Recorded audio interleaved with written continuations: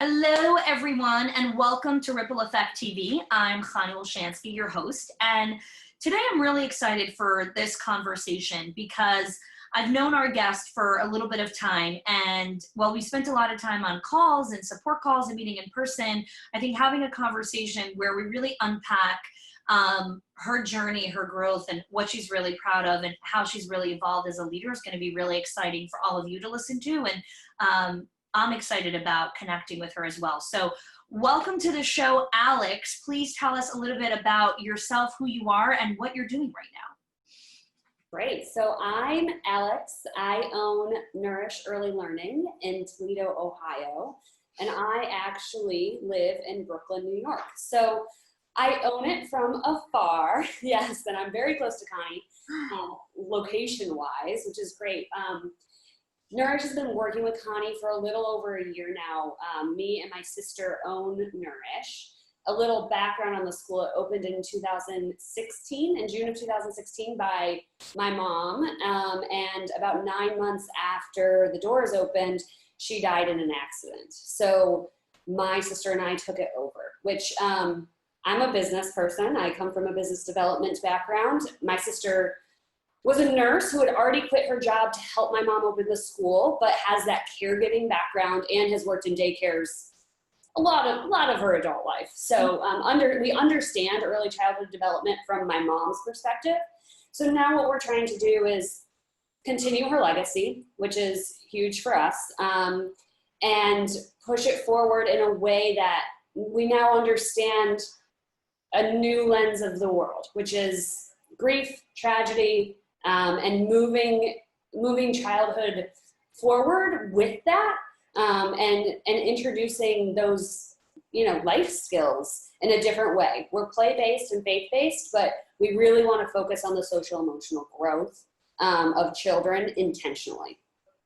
I love that. And I love how you're taking your story and you're committing to turning that into meaning and purpose and really creating your own legacy in the world as well as continuing your parents. So I think it's just really inspiring, the journey that both of you are on. Hi, I'm Chani Wolshansky, mama of four and creator of the School of Excellence system. And I'm on a mission to help early childhood leaders build and sustain schools of excellence. So if you want to create a collaborative culture, build efficient systems in your school, and design an environment that can grow your team, then you're in the right place. In the last 15 years that I've been working in the early childhood field, I've become deeply passionate of helping leaders with their mindset, their skills, the tools, and the strategies to build their schools. So each week, I'll share strategies, advice, coaching, and inspiring interviews. I know that you want to create a ripple effect in your school and your life. So let's do this together. So I'd love to hear from you. What is something that you're really proud of as an owner over the last couple months or even the last year, that you're really proud of who you are and what you've really built in the school?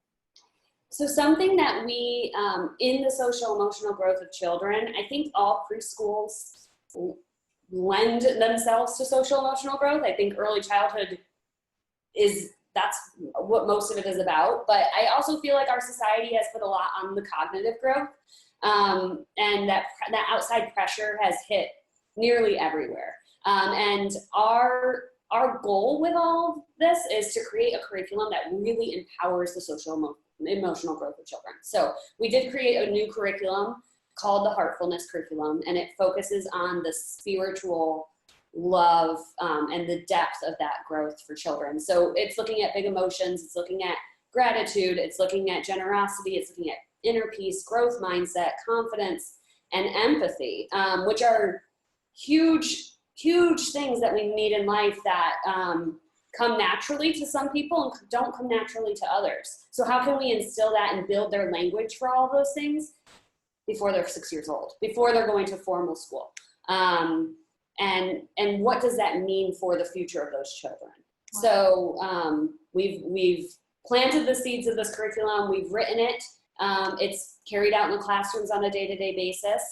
We can always make it better. So that's kind of the continuous growth is, how do we make it better? How do we lend it to infants? How do we lend it to our school age group? How do we incorporate it in those ways? So I love that. And one of the things that I'm excited about is one of the things that we have in our directors inner circle is something called insider shares, where we have leaders who are running amazing schools, because everyone's running an incredible school, share something that they've developed in their school. So Alex is actually going to be sharing some more insight into her curriculum at one of our insider shares that are coming up. So I'm looking forward to learning more about that. So I'd love to hear from you, Alex, you know, a specific story where you really leaned into some of the strategies and systems that you've been learning over the last year, because there are so many different ways to lead, to operate, to show up in our schools and in the world. And when we're leaning in to really make hard decisions to make our product better, to make our school better, to make us better as human beings, what have you really leaned into? So one of the first things we learned from Connie was gratitude, right? And I'm actually, this is not my answer, but I think it's kind of the root start to your own personal development is this root gratitude, to show appreciation for people just being human in every way. And I think that took a bit of time to settle in. It took practice, and now it's so consistent that it feels like second nature. But that does take time to really think about that. But I think the biggest thing that shifted was actually our meeting structure, how we were having meetings, why we were having meetings, what they looked like. And a lot of that comes with gratitude, because we're like, okay, we're going to throw this agenda away where we're just listing things out and telling them what's happening. It doesn't make sense. It's not conducive. It's not growing anyone.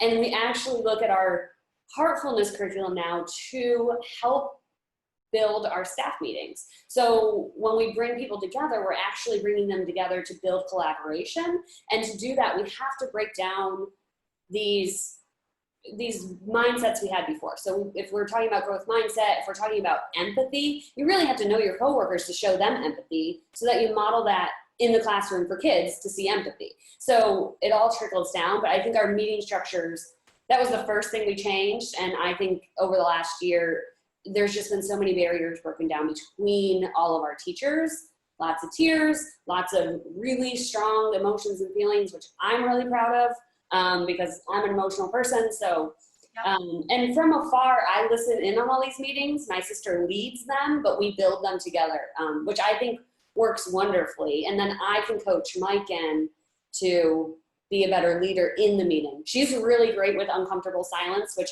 I don't have, and so it's fun to watch that. What I think is really fascinating is how two seemingly such simple concepts like gratitude is not a revolutionary concept. It's not something that I created. And meeting structures, like two very basic things, but when we operate it from the right playbook and we really challenge ourselves, okay, if we throw out the old playbook of meetings and we try something completely different, we're going to get a very different result. Mm-hmm. The other thing that I want to tap into is, you know, you're leading from Brooklyn, and Brooklyn is not very close to Ohio. It's not a car drive where you can just jump in and come there. And so I know that a lot of owners really struggle with this concept where they're trying to create distance between themselves and the center and not coming in every single day or every week or whatever it is. How have you really been able to lead from that place? Like I'm not so interested in the tactic, because I think the tactic is simple once we understand the mindset of where you're going from. So I think it took me a while. There was probably about a year and a half where I was like, I don't feel connected to anyone at this school. Like what? And I just kind of let it be. Like I was just kind of like, it was more the mindset of I need to be there more. So I'm going to fly to Ohio more. So I had a baby. I was flying to Ohio once a month. I was in the school as much as possible. It wasn't good for me. No. So then I had a second baby, and it was impossible for me. So my mindset was sort of forced to be like, okay, I can't go to Ohio once a month. I can't be there. So at the beginning, I think it was last summer-ish, I put the intention on myself to say, how am I going to be connected to these 20 to 25 staff members consistently from here? just so that it's, even when I walk into the school, it's not like I wasn't there. So, I mean, we have, you know, group meets, chats, we have all these things, and the gratitude matrix really helps with that, because then I'm like, oh, this is who I've definitely given gratitude to, and this is who I need to give gratitude to. So I'm constantly touching base with them, sending them mail. These are the practical things, but Yeah. sending them voice memos, sending them, I mean, anything I can think of to be connected to them. And we started implementing kind of being sent pictures back and forth. So there's kind of my intention was like, it's impossible for me to be there. Yep. So what am I going to do to feel that connection with each of them, because there are a lot of them, on a consistent basis, and then coming up with those practical things to make sure that I'm doing them, the system to do it. Yeah, so what I want to unpack here for those of you that are watching is understanding the distinction between where she was leading from, because that is what delivered the result that she's experiencing. So when we're leading from a place of, I don't want to be in the center, I don't want to be involved in the minutia, I'm like beyond this already, I don't have time for this, or whatever it is, when we're leading from that place, the result is going to be that there's still chaos, there's still overwhelm in the center, people still don't know what's going on, people are resentful that you're not there anymore. Alex was leading from a very different place. She was leading from a place of, I want to maintain connection and relationships with the people on my team. Physically, I cannot be there. And so how am I going to make this different? So she was coming from a solution-oriented mindset as opposed to an aversion mindset of like avoid, I want to avoid X, Y, and Z. She came from blue, I want to have these things. It's a very subtle difference, but it's very impactful in the transformation that you're seeing in your center. Right. I agree with that. And I think that solution mindset, you came from a lot of work with my therapist, but like, just like in general, kind of just owning all of this pain and all of this tragedy and all, like owning it all and being like, okay, what am I going to do to survive? And then what am I going to do to rebuild connections that I've lost? Because there is just so much ownership in all of that. Yeah, because you're owning your story and your side of the equation and not essentially vomiting on other people that, you know, and we all have stories. And so I love when I see someone who has a story and still leads from that place of empathy and growth and resilience. So one of the things that I love to do with members from our Owners Only HQ or Directors Inner Circle is some live coaching, because that's something that really brings me tremendous joy. But I also think it's really valuable for whoever's watching. So I'd love to really unpack, you know, a challenge or a question or whatever it is, something that we can unpack on the call today. Yeah, so with our Heartfulness Curriculum, again, the pressures from society are cognitive growth. Our philosophy is, if you can build these life skills in young children, they will connect, trust, feel safe, and therefore learn all the cognitive stuff without much, just exposing them to them.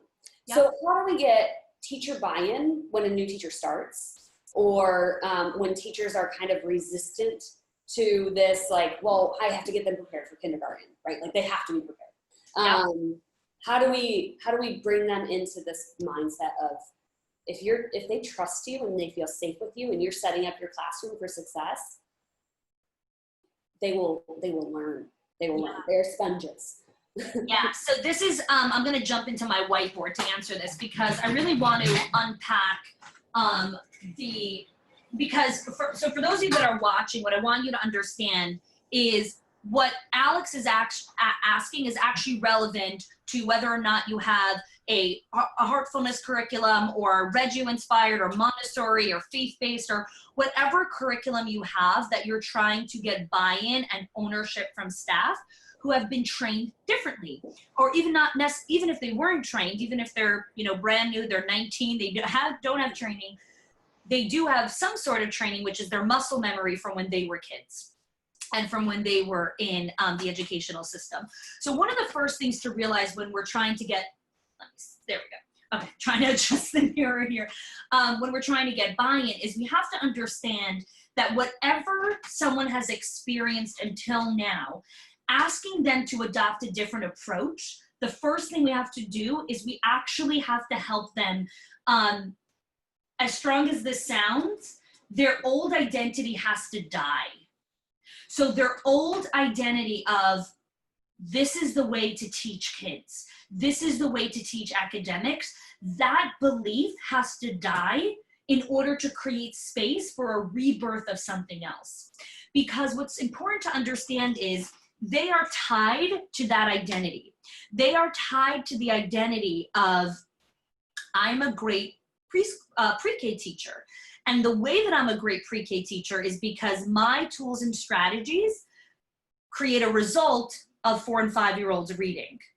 And so when you ask me to do something else, now you're asking me to alter my identity. You're asking me to try something new, which means maybe I'm not going to be that successful pre-K teacher anymore. And that's really, really hard. So we need to help the teacher, number one. Well, the other piece before I go into that is also how, and this is hard for any school leader, if you're watching this or if you watched any of our episodes, whenever I'm challenging your way of thinking, I'm also challenging your identity. And when I'm asking you to do something different, the first thing that I know that goes in your head is, does that mean that everything that I've done until now is wrong? Does that mean that I've been a failure until now? Oh no, that can't be. I'm gonna hang on to this for dear life, right? So let me just pause before I continue. Tell me what you're taking from this so far. I understand that it's triggering. And failure is, I mean, to many teachers, failure is not an option. Yeah. So understanding that we have to create a culture that failure is okay. And just because you do something one way does not make it wrong. Yeah. Yeah. So there's a couple of things that we need the teacher to get the buy-in for. The first things we need them to understand is when we know better, we do better. Is that Maya Angelou? Yeah. Thanks for saying that before I was able to. So Maya Angelou has a great quote, when we know better, we do better, okay? And the reason why this is so beautiful is because it untraps us and unshackles us from the concept that we have to know everything, even though we're 30 or 25 or 50 or whatever it is. So the first conversation that we want to have in onboarding and in dialogue with staff that we're trying to bring on board with a new philosophy is when we know better, we do better. And because we are a school of excellence, you're going to constantly know better because we're always going to bring you new opportunities and new training. So when you know better, it doesn't mean, oh, your previous life was a failure. It just means, oh, that's an opportunity to do better. So that's a powerful mindset shift in their own, like, oh, okay, I'm not being backed into a corner, right? It's very subtle, but it's very powerful. So that's the first thing. The second thing is asking them to share their pride and experiences around their approach to teaching. So what's very important to realize is everyone wants validation that their boss is proud of them, and everyone. And so when we take a veteran teacher and we want her to stop using worksheets and we want her to start, doing more play-based or bringing more nature-based stuff or whatever it is, the first thing we want to do is show her that we're really proud of what she has succeeded and accomplished in. So we want her to be proud of her accomplishments. And so what you could do is even share, like, tell me what you're, why are you grateful for, the curriculum that you've used until now to teach the 4-year-olds how to read? Like, what parts of that curriculum did you find really valuable and thought was really a result of the kids learning to read or whatever it is? Like, have them be proud of it. And then the other thing is ask them, what are some roadblocks you feel you might come up against as you're trying to bring in this new approach? And if they say none, dig deeper. Say that's not possible. I love you so much. But when we know better, we do better. And so it's not possible that when we're going to bring in a new approach, you're not going to be met with roadblocks. And so I really want to have an open conversation with you, because as the leader, it's my responsibility to support you through this process. And so I want to know, as obviously we can't know everything in advance, but as much as possible, I'd like to support you in the process. So we have them unpack the roadblocks. And then the last thing we do is we hunt for the gratitude. We hunt for the gold.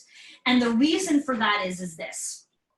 Every single veteran teacher, I don't care how old she is doing some form of progressive curriculum, even if it's like 30 seconds a day. Because in our DNA, the old approach of like worksheets is it doesn't work. It's not, and people fundamentally know that because it's in our DNA. And so I'm going to venture a guess, which is pretty close to 99.9%, that if you observed her for a whole day, you'd find something that she's doing that's connected to the curriculum that you're trying to bring in. And that's what you pounce on. And you hunt for that, and you give her feedback and proof. Because veterans need proof. Show me the proof that this is going to work. I'll show you the proof. Here's what I saw you do in the morning. Mm-hmm. So tell me what you're taking from this here, this whole kind of loop here.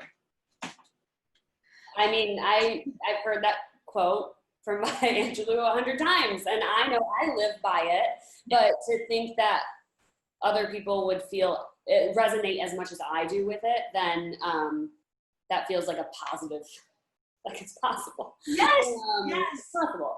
I feel like communication is really important in developing this and growth mindset, figuring out that growth mindset. And I know that's the most important thing in teachers. And I know that's how we flipped our hiring, is really looking at growth mindset. But with our veterans, with the people who we love, have growth mindset. Yeah, and here's the thing, it's a growth mindset needs to constantly be nurtured. That's the definition of the growth mindset. And so I love this quote from Maya Angelou, because I think it's so powerful and should be part of our curriculum and our training. And then it's also understanding the baggage that the person brings to the table, and always looping it back to, when we know better, we do better. Not when we know better, our previous life was a failure. Right. That's the distinction. So I love this question. Thank you so much for bringing it up, and I'm so glad we got to unpack this together. Yeah, thank you. Oh, absolutely. And I'm looking forward to hear what happens also, because we get to continue talking after this also.